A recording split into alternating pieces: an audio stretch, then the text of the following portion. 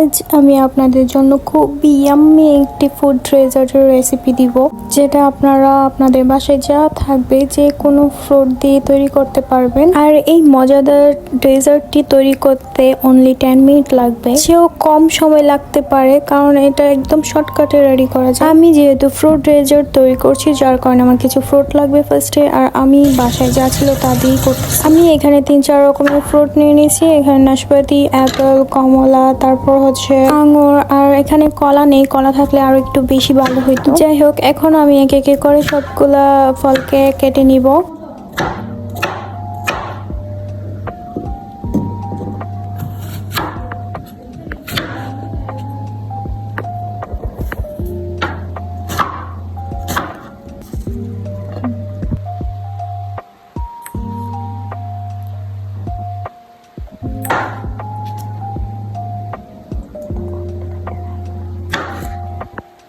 এখানে আমি কমলাটাও ছিঁড়ে নিয়েছিলাম। তারপর হঠাৎ করে মনে হয়েছে যে কমলাটা যদি দেই তাহলে ডেজার্টটা ফ্রিজে রেখে দিলে এটা তেতো হয়ে যাবে খেতে, তার কারণে আর দেই নাই।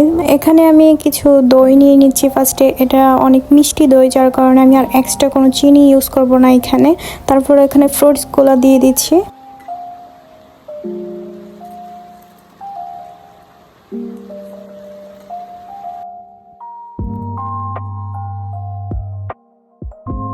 আমি এখানে স্ট্রবেরি জুস, কন্ডেন্স মিল্ক, এইগুলো সবগুলোই মানে একদম ফ্রিজ থেকে বের করে ঠান্ডা ঠান্ডা দিয়ে দিচ্ছিলাম।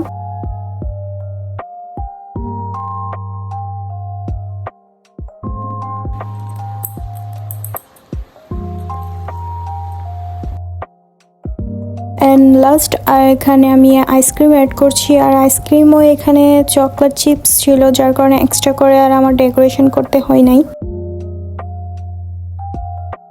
এই তো আমার একদম শর্টকাটে ফুড ডেজার্ট রেডি, আর এটা খুব ইয়াম্মি হয়েছে। বাসায় যা ছিল আমি তা দিয়েই করছি। এটার কালারটাও অনেক জোস হয়েছে, আর খেতে তো আমি কি বলবো, অনেক অনেক ইয়াম্মি হয়েছে। আমি কিন্তু এখানে আর কোনো এক্সট্রা চিনি ইউজ করি নাই, কারণ এখানে সবকিছুই মিষ্টি ছিল। আপনাদের কাছে এই ডেজার্টের রেসিপিটা কেমন লাগছে অবশ্যই আমাকে কমেন্টে জানাবেন, আর আপনারাও বাসায় ট্রাই করতে পারেন। এটা খুবই সিম্পল রেসিপি, এটা খুব সহজেই করা যায়, প্লাস বাসায় যা থাকে তা দিয়ে করা যায়। এটা বানিয়ে ফ্রিজে কিছুক্ষণ রেখে দিলে একদম ঠান্ডা ঠান্ডা খেতে অনেক ভালো লাগে। আর এখন তো এত বেশি রোদ ওঠে, প্লাস এত গরম, এটা খেতে খুবই ভালো লাগে। আমি যখনই বাসায় মজার মজার রেসিপি ট্রাই করি তখনই আমার হাজবেন্ডের কথা অনেক মনে পড়ে, কারণ আমার হাজবেন্ড যখন দেশে আসছিল ওই সময়ই বাংলাদেশে দুর্ভিক্ষ চলে এসেছিল, যার কারণে এটা জাস্ট ফান। Okay, by.